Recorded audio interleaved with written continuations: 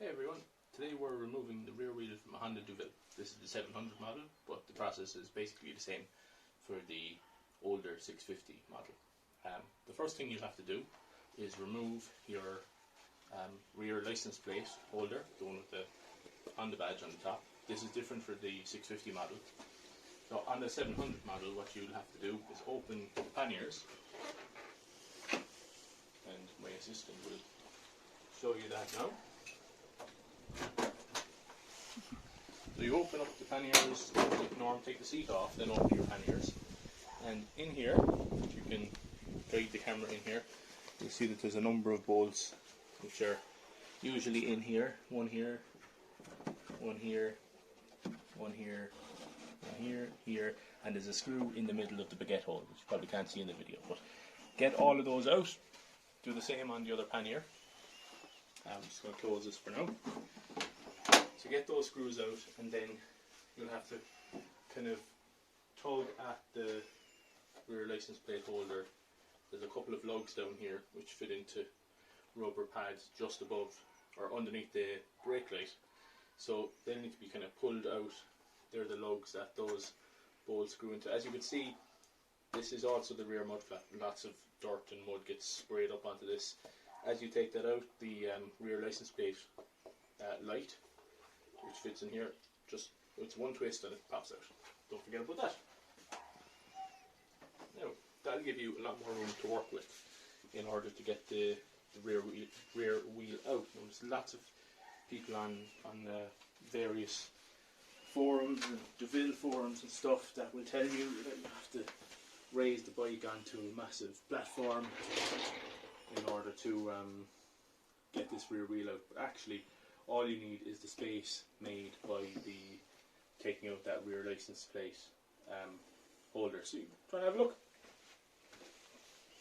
If you have a look there, you can see the amount of space that has been made.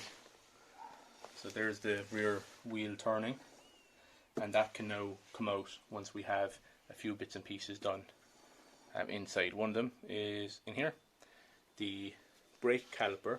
We're going to have to loosen that and get it to come back towards the exhaust, back towards the camera, and it'll kind of sit within the pan of the wheel then, and that'll allow us to get the axle out, and we'll take the wheel out, and we'll show you that in a couple of seconds. Right, so the next step after taking off the rear license plate holder is to get underneath the exhaust, right? Now in here, there's a bolt here, which that's the torque arm bolt for the rear brake caliper assembly. You need to loosen that first. Use a size 14 spanner. It might need a little persuasion. Once you have that loosened, don't take it out. Then what you have to do is get your Allen key, I'm not sure, I think it's a size 5, and bring the Allen key up to the brake caliper.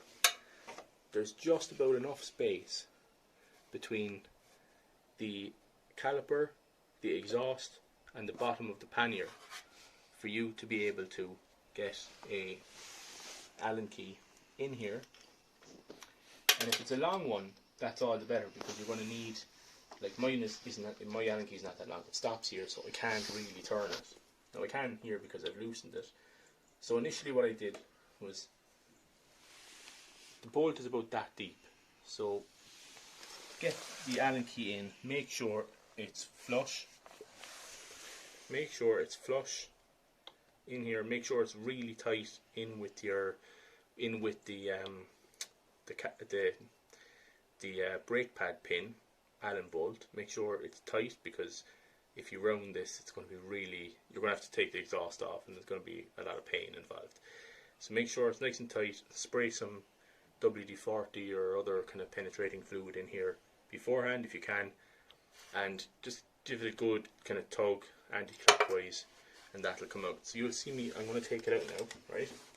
And there's a reason for this.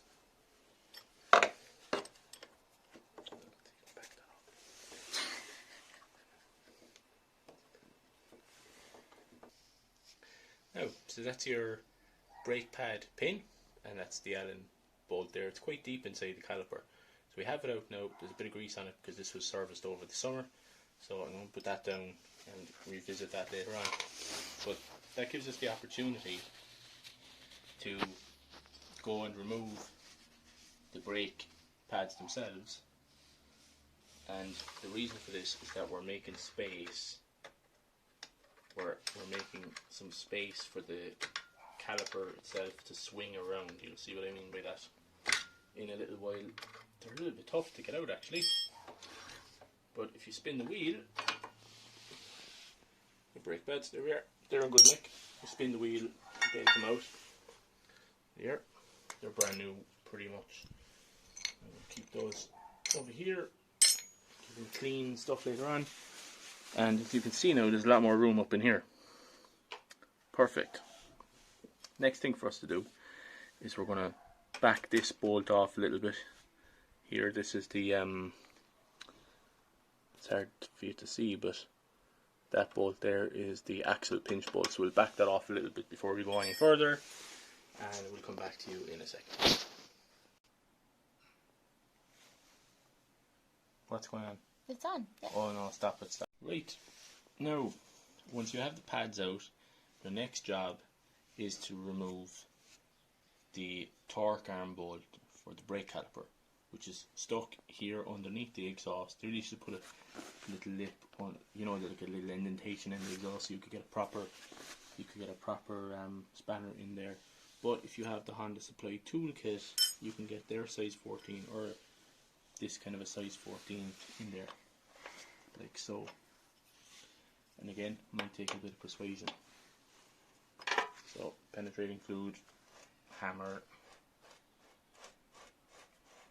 Now, you won't get this all the way out, as you can see in there. The exhaust blocks the way. But we have it out as far as it needs to go, because our next trick is to move the brake caliper itself. That's going to move back towards the back of the bike where I am. But before we actually do that, we need to take the axle out. So what I've done just before we started the video again was loosen that axle pinch bolt I talked about earlier, and that's the one here. Just this one, and that's a size 12 for reference. It shouldn't be too tight. So loosen that, you know, a good bit. You don't have to take it out all the way, but loosen it a good bit so there's a gap here.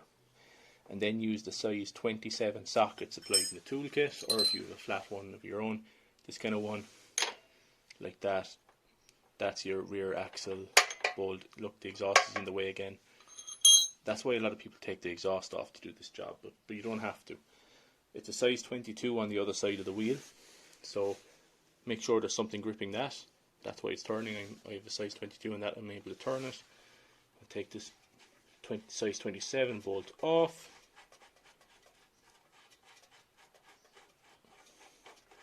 Now again, the exhaust might stop this, but that's okay because you can push the axle through. Nut drops off. Perfect. Now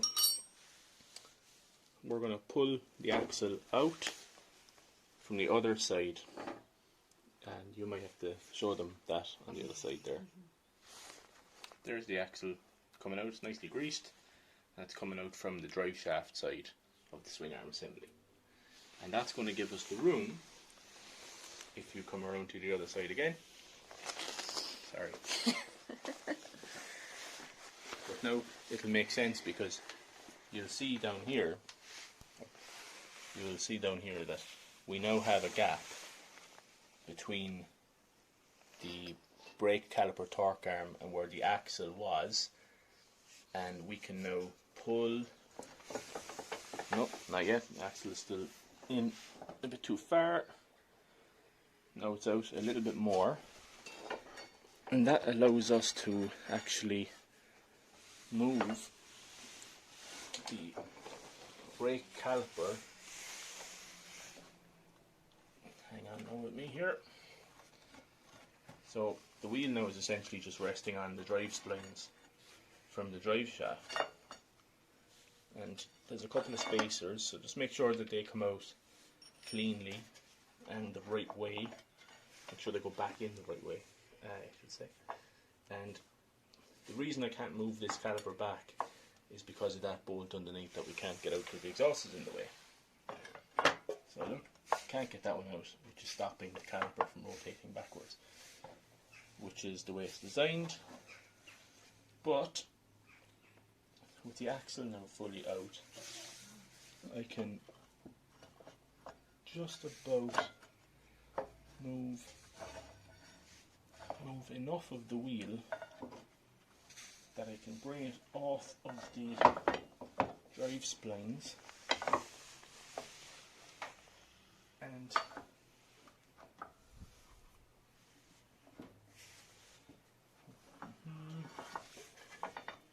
I'm basically trying to but jiggle the caliper off of what's left on that torque bolt by moving the rear wheel.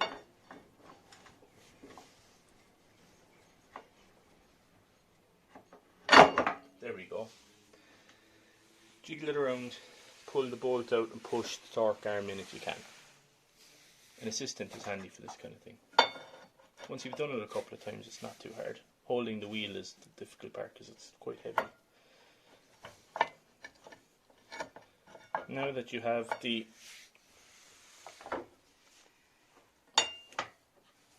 not quite free yet, there we are. Now that the torque arm is free of that bolt under the exhaust, you can see the caliper. You see that? You can see the caliper rotating around. And like this is the main obstacle really of taking your rear wheel off.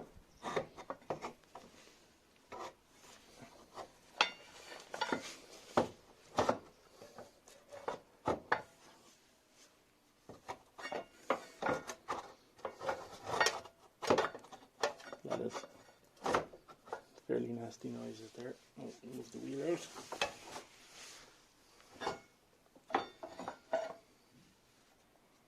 Let's try again. One more. Just rotating that caliper back slowly, as gently as you can. There's a bit of stretch in the brake hose, which you should use to your advantage. There you go. See, caliper is now off. I won't leave it like that, and that means the wheel can come out.